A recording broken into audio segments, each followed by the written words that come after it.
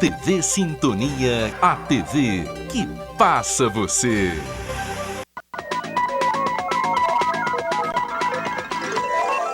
Jornal Sintonia. Apoio Mosaic Fertilizantes, ajudando o mundo a produzir os alimentos que precisa. Clique Telecom, o seu parceiro em tecnologia. Bradesco, quem tem conta, conta com mais benefícios. Policiais civis penais protestam contra a reforma da Previdência. A segunda delegacia de Polícia Civil tem cerca de 300 servidores. 16 casos a mais de coronavírus são registrados em Araxá nas últimas 24 horas. E acusado de esfaquear cães é ouvido pela delegada de proteção à família. O Jornal Sintonia está começando.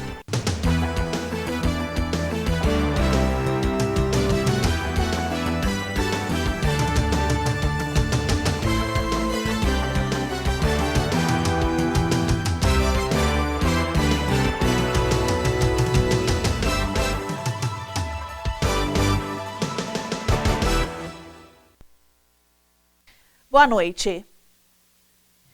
Na manhã de hoje, dezenas de servidores do funcionalismo público estadual reuniram na porta da segunda Delegacia Regional de Polícia Civil contra as novas regras propostas pela reforma da Previdência, movimento que tem sido constante desde o envio do projeto para a Assembleia Legislativa de Minas Gerais no dia 19 de junho.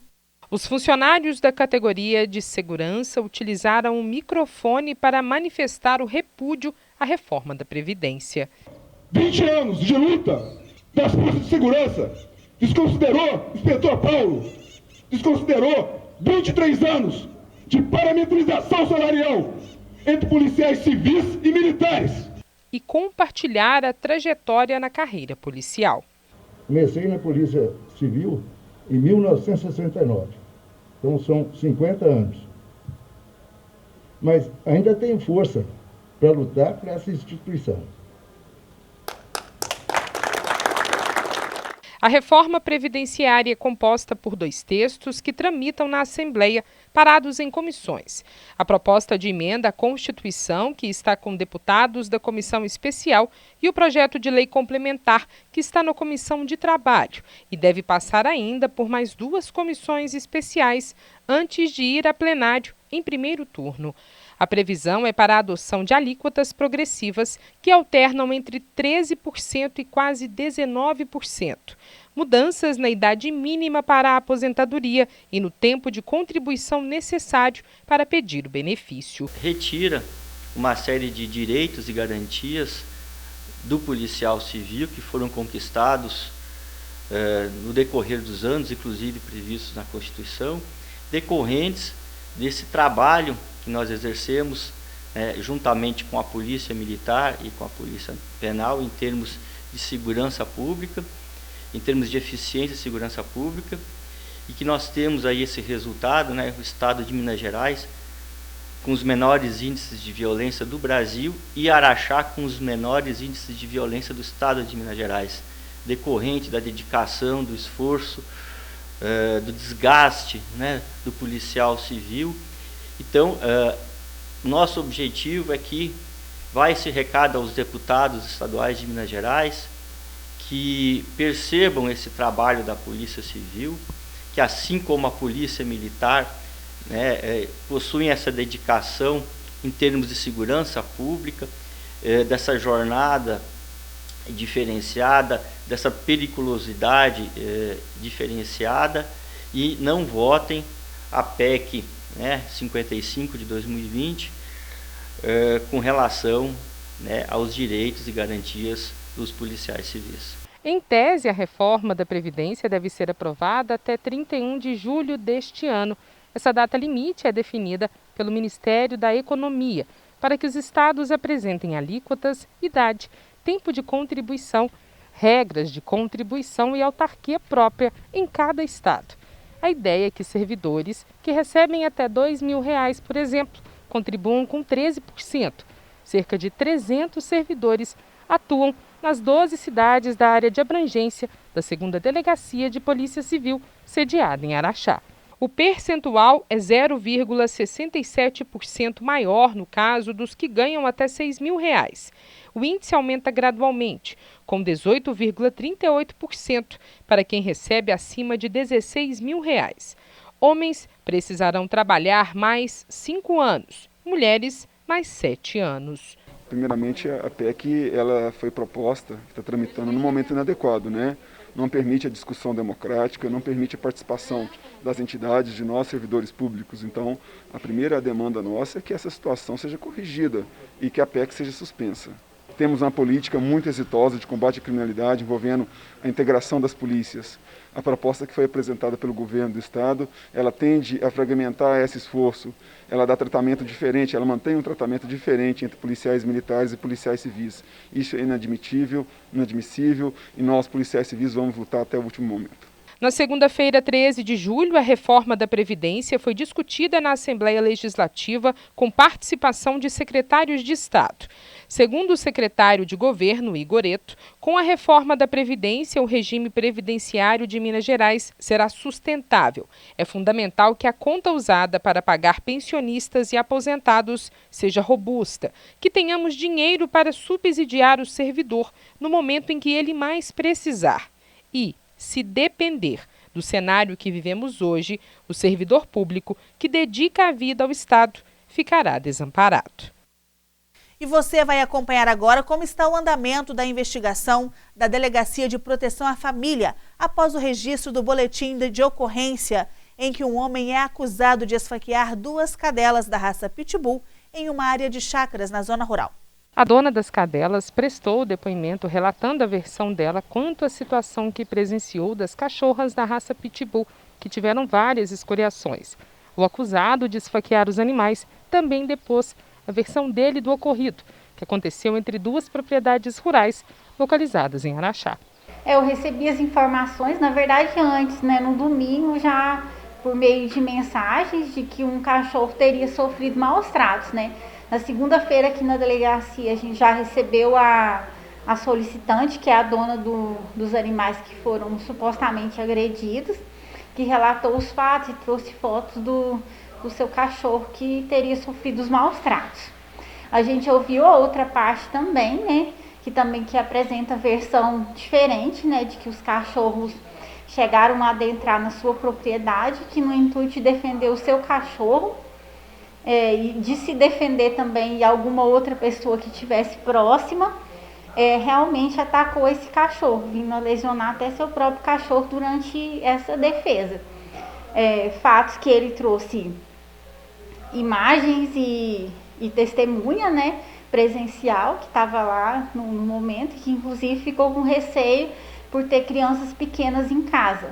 Então, o que a gente tem de investigação até agora é isso. A gente está aberto, as 2 partes podem apresentar testemunhas, Inclusive, eu peço que as pessoas que usam redes sociais sempre vejam com cautela o que nos é apresentado, Porque a gente aqui na Polícia Civil, a gente está aqui para ouvir os 2 lados, para poder ver as 2 versões, para ouvir testemunhas. E, inclusive, não estamos aqui para condenar ninguém, porque quem condena ou absolve é a autoridade judicial. A gente faz esse papel de colher elementos de prova e encaminha para a justiça, que é o que a gente vai fazer possivelmente já essa semana. Nós vamos periciar os 2 cachorros, inclusive do suposto autor que alega ter sido agredido, até para ver se as lesões são compatíveis com uma defesa ou com uma tentativa de separação entre os cachorros, por uma veterinária. E assim que estiver pronto, a gente vai encaminhar para a justiça. Praticar ato de abuso, maus tratos, ferir ou mutilar animais silvestres, domésticos e domesticados, nativos ou exóticos, cabe detenção de 3 meses a 1 ano, além de multa, de acordo com a Lei nº 9.605, de fevereiro de 1998. A seguir, autor de tráfico de drogas é preso em Perdizes. E a atualização do boletim epidemiológico das 8 cidades que compõem a microrregião de Araxá.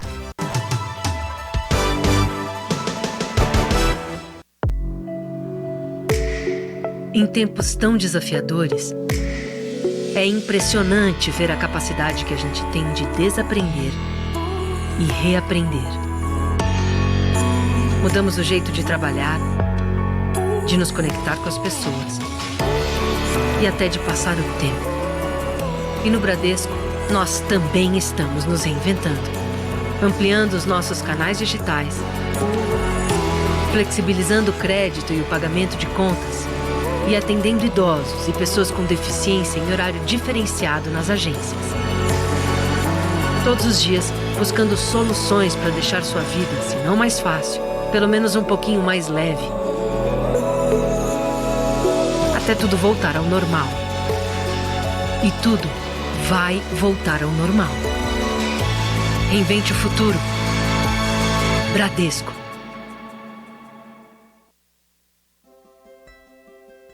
Mais de 4 milhões de consultas. Mais de 103 mil partos normais. Mais de 70 mil cirurgias de catarata. Mais de 5 milhões de raios-x da coluna. É isso que dá para fazer com os 46 milhões de reais que a Assembleia economizou e devolveu para o Estado. É a Assembleia Legislativa fazendo sua parte para enfrentar a crise.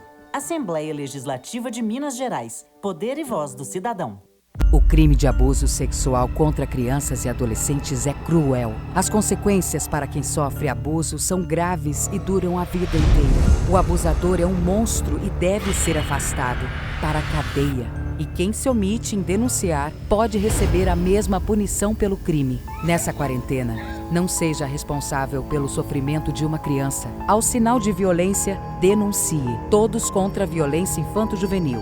Realização Centro Júlio Dário.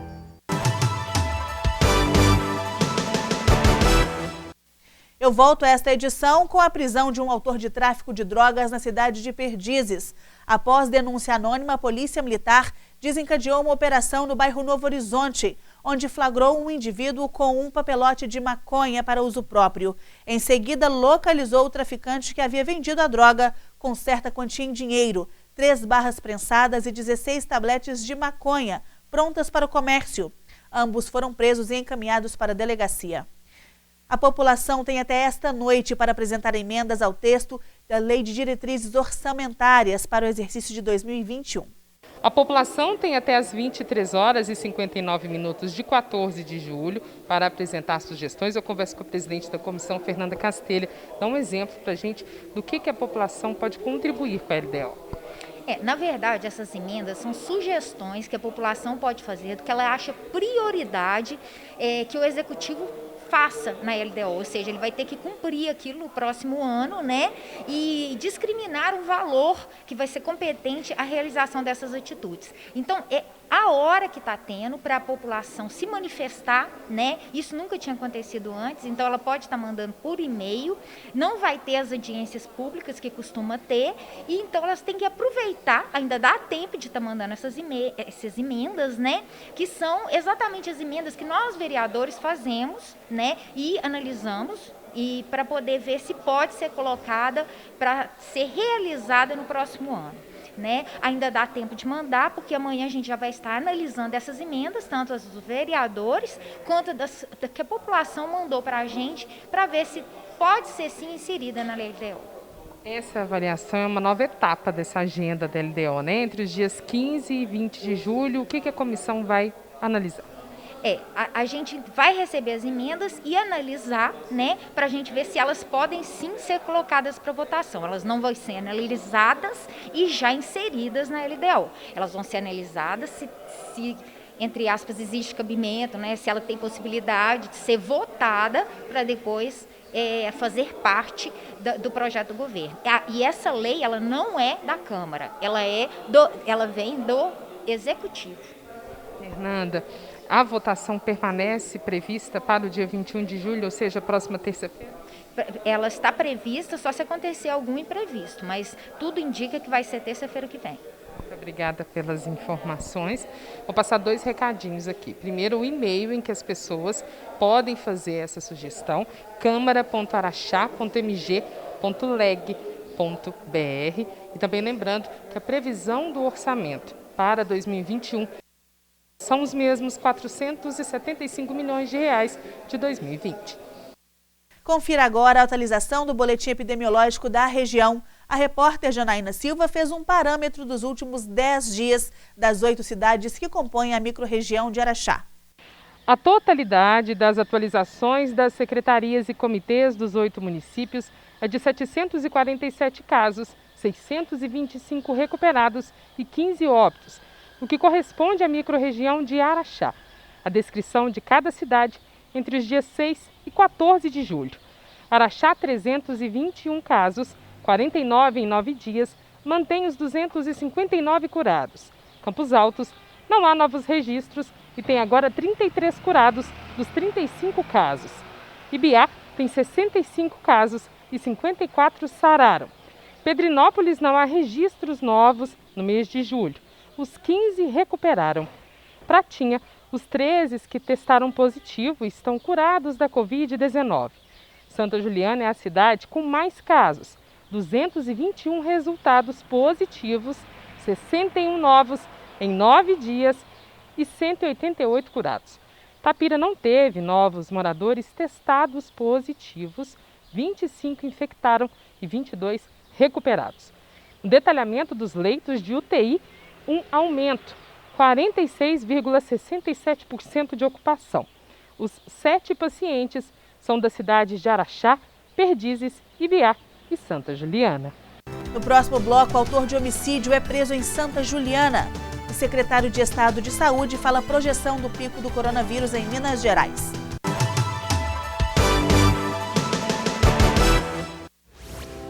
Estamos aí, trabalhando para o Brasil seguir em frente. Como faço para vender agora? Inove, encontre novas formas de se relacionar com os clientes e invista nas vendas online. Como posso organizar as dívidas? Renegocie, planeje e economize. Aproveite a redução de juros e tributos para equilibrar as contas. Pelo telefone, pelo portal ou pelas redes sociais, fale com o Sebrae e saiba mais. Sebrae, a força do empreendedor brasileiro. Cada um ajuda como pode. Tem gente como o motorista de ônibus que ajuda quem precisa se locomover. O farmacêutico que ajuda com os remédios. O gari que mantém a cidade limpa. O policial que ajuda lá nas ruas deixando a gente seguro. E tem a nossa gente do Posto Ipiranga e da MPM que ajuda abastecendo esse pessoal. Que ajuda os professores e todos que estão trabalhando em casa. Que ajudam ficando em casa. Posto Ipiranga, você já sabe, se cuida aí. E se precisar, pergunta lá.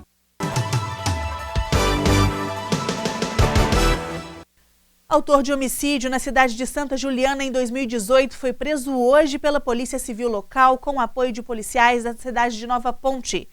Na residência do acusado foram encontrados uma arma calibre .357 com mais de 14 cartuchos de munição compatíveis, maconha, cerca de 100 porções de crack, balança de precisão e R$ 588 em dinheiro.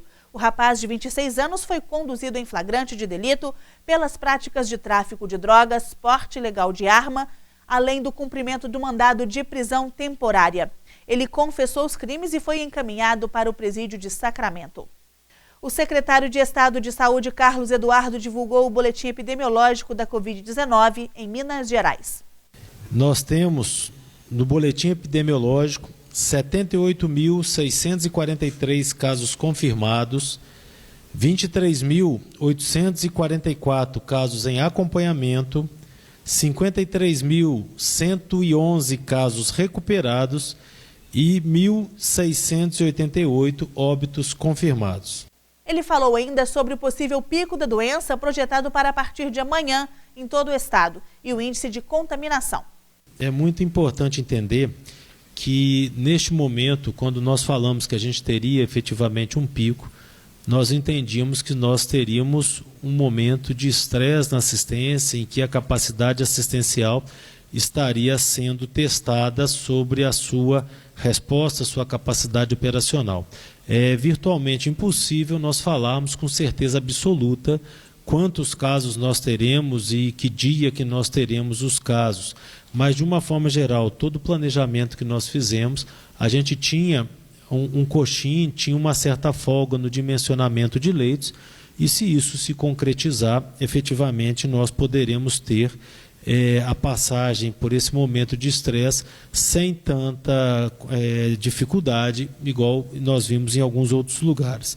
Mas quando você fala em relação ao ritmo de proliferação, eu fui muito enfático há 20 dias atrás que nós precisaríamos aumentar o isolamento e que nós precisaríamos reduzir o ritmo de proliferação.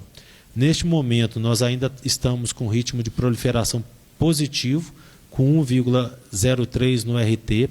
Isso é próximo de 1, ou seja, mostrou que efetivamente nós reduzimos severamente a transmissão da doença se compararmos o que era há um mês atrás, mas o ideal é que esse RT global fosse abaixo de 1 nesse momento.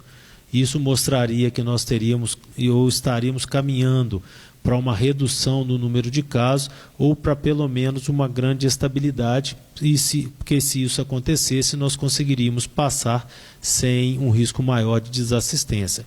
Mas pelo dimensionamento que nós fizemos até agora, é possível sim que a gente consiga passar por esse pico se ele não houver uma mudança do cenário e uma mudança da taxa de transmissão nos próximos dias, de uma forma que ninguém fique sem assistência no estado de Minas Gerais. O Jornal Sintonia fica por aqui. Outras notícias você pode ver a qualquer momento através do nosso portal diariosintonia.com.br. Uma ótima noite para você. Fique agora com Café Sintonia. E até amanhã.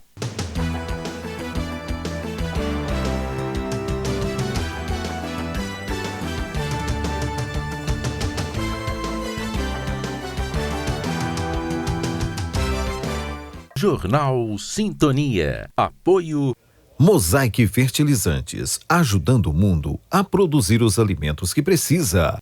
Clique Telecom, o seu parceiro em tecnologia. Bradesco, quem tem conta, conta com mais benefícios. Café Sintonia. Curiosidades.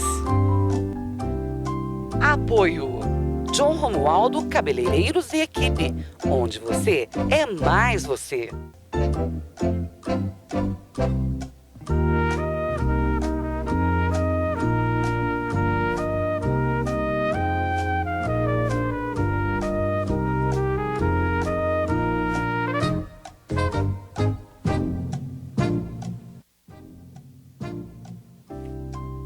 Em que ano foi inaugurado o novo prédio da Santa Casa de Misericórdia? A. 1940, B. 1935 ou C. 1922?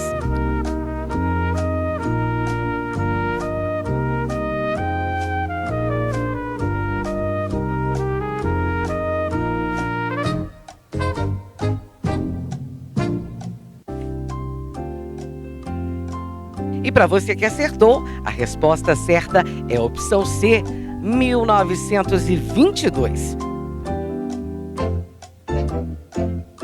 Como parte dos festejos do centenário da independência do Brasil, foi inaugurado, em 7 de setembro de 1922, o novo prédio da Santa Casa de Misericórdia.